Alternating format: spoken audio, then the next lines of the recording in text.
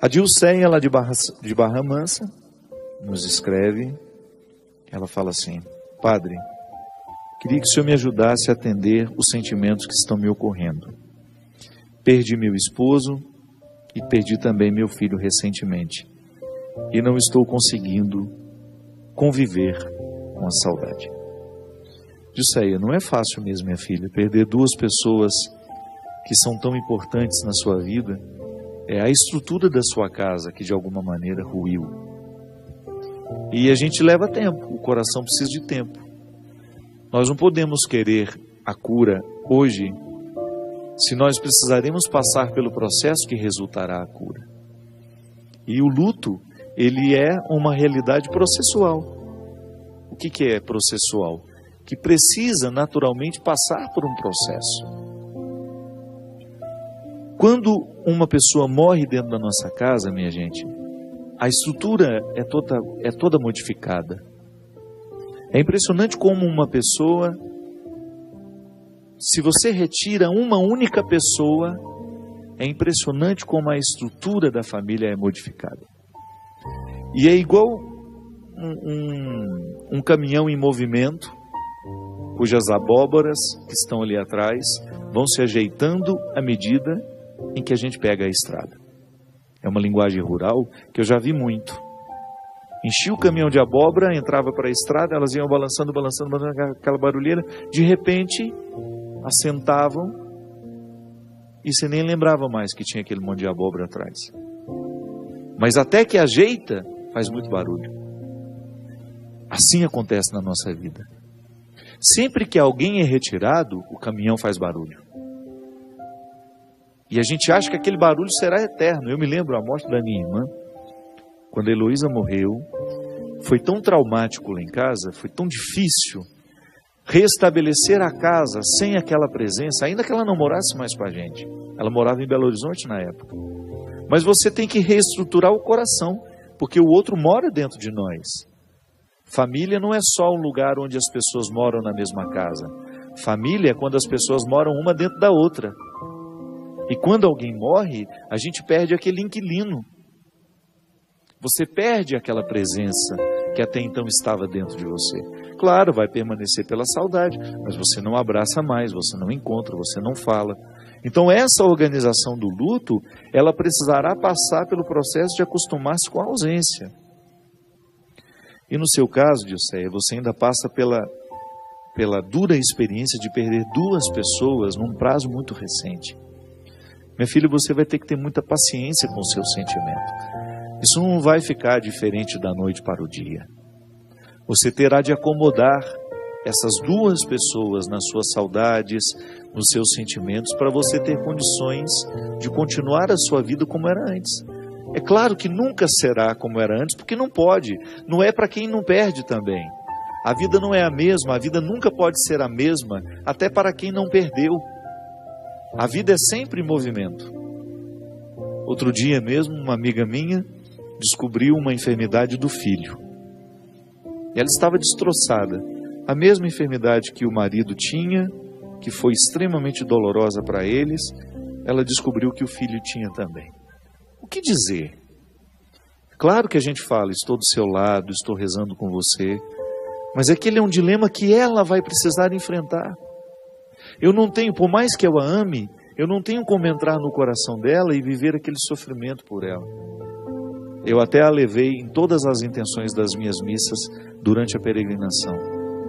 E pedi a Deus, pedi a Nossa Senhora de maneira especial, já que estávamos em territórios marianos, que Nossa Senhora fizesse no coração dela o mesmo que Deus fez no seu coração ao acompanhar a agonia de seu filho. Não é uma sentença de morte a doença do rapaz, mas é tocar a indigência, tocar o sofrimento. A gente não quer os nossos filhos doentes.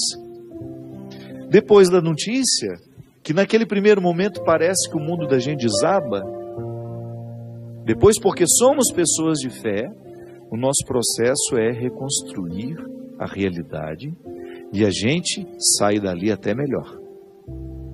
Então nós nunca podemos querer a vida como era antes. Isso é coisa de criança, isso é ilusão.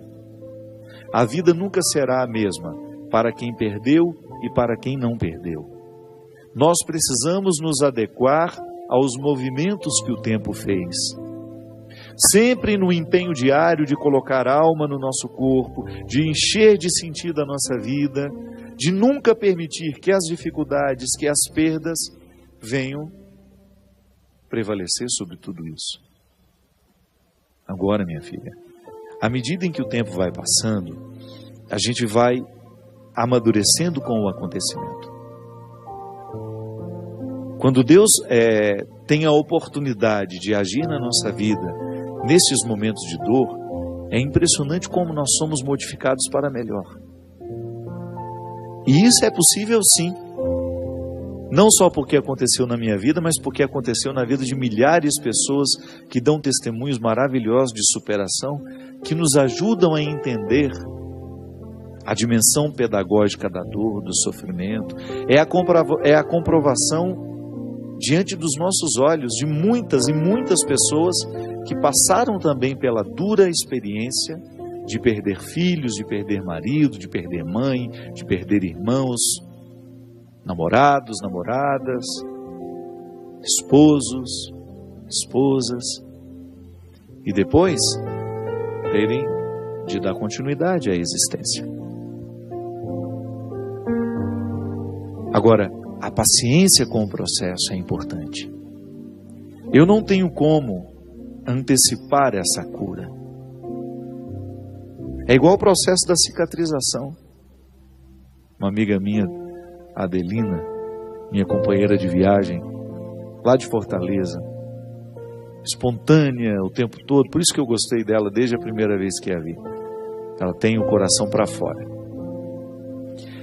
E aí, depois de uma das minhas pregações durante a peregrinação, ela me deu um bilhetinho só com uma frase assim: o que não inflama não pode ser curado. A inflamação é o primeiro movimento do corpo para ser curado naquilo que foi machucado.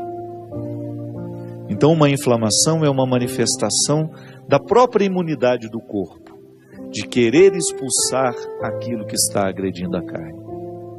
E é mesmo. Uma frasezinha simples me fez lembrar que às vezes, quando a gente era menino, espetava um espinho na gente. Aquele espinho doía uns 2, 3 dias até que aquilo ficava amarelinho. E aí, a própria secreção fazia o trabalho de expulsar aquele alívio, né? Que apertava aquilo, vinha aquilo tudo para fora, aquela coisa feia, o espinho vinha embora e pronto. O corpo estava ali sem a dor. É igual aquela espinha horrorosa que a gente está na cara, que dói, e você vai lá, faz tudo errado, dá uma espremida, não é, Christian? Quase quebra o espelho. Um alívio. Os dermatologistas não podem nem escutar a gente falar. Doutora Aparecida Lobo, minha querida dermatologista. Doutora Jandira também, minha querida dermatologista. Doutor Otávio, que eu, graças a Deus, a coisa que eu mais tenho na vida é médico. Eles não podem ficar sabendo que a gente faz isso não, mas quando você está com aquela coisa inflamada, que você vai lá dar aquela espetada, é assim. Depois da inflamação, a inflamação é o movimento da cura. No nosso coração, quando nós perdemos alguém, nós ficamos inflamados de dor. E se a gente permitir que essa inflamação passe pelo processo natural de expurgar, de jogar fora aquilo que está infeccionado em nós, o nosso futuro não será como antes. Volto a dizer, até para quem não perdeu também não é igual. Mas a gente pode fazer esse futuro valer a pena. Nós vamos para um rápido intervalo e a gente volta já já com o programa Direção Espiritual.